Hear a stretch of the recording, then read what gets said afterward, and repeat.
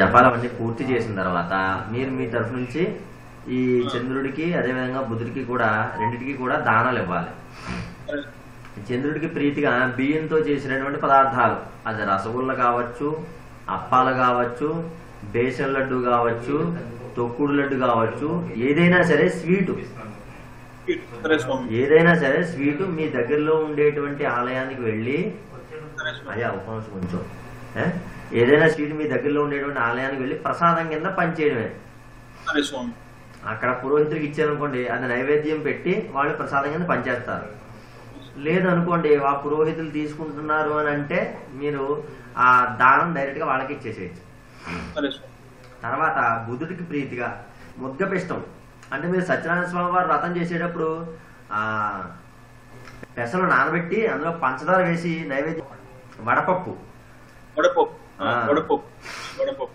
అంటే పెసరపప్పు కొంచెం నానబెట్టి అందులో పంచదార వేసి కొంచెం కొంతమంది వేసుకుని అందులో కొబ్బరి కూడా వేస్తారు, అది దానం ఇవ్వచ్చు, అంటే ప్రసాదం కింద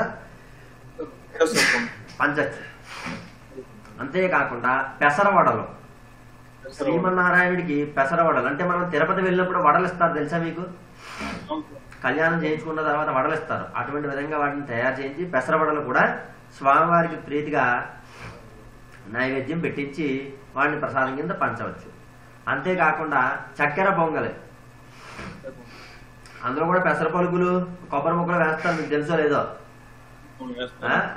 ఆ పదార్థాలు కూడా మీరు స్వామివారికి నైవేద్యంగా పెట్టించి మీరు దానాన్ని చేసినటువంటి ఫలితాన్ని మీ ఖాతాలో వేసుకోవచ్చు. ఏమండి, లేదు అక్కడ ఉండేటువంటి బ్రాహ్మణోత్తములు తీసుకుంటున్నారు అనుకుంటే మీరు బియ్యము అదేవిధంగా పెసలు కూడా దానం ఇచ్చేసేయచ్చు. తీసుకుంటే తర్వాత మనం మన వైపు నుంచి చేసినప్పటికీ కూడా మీరు మీ తరఫు నుంచి కూడా కొంత కృత్యాన్ని చేయవలసి ఉంటుంది. మీ దగ్గరలో ఉండేటువంటి నవగ్రహ మందిరానికి వెళ్ళండి. ఏదో ఒక శివాలయంలో లేదంటే విష్ణువాలయంలో నవగ్రహాలు ఉంటాయి. అర్చన చేసుకోవచ్చు. వెళ్ళారా? వెళ్ళి అర్చన చేసుకోవచ్చు. బుధుడికి శనీశ్వరుడు ముగ్గురికి అర్చన చేసుకుని వచ్చారు. మంచిది. అదే విధంగా ఒకసారి నవగ్రహ ఆలయానికి వెళ్ళి నమస్కారం చేసుకునే అర్చనాది కార్యక్రమాలు కూడా పూర్తి చేసుకోవడం ఉత్తమము.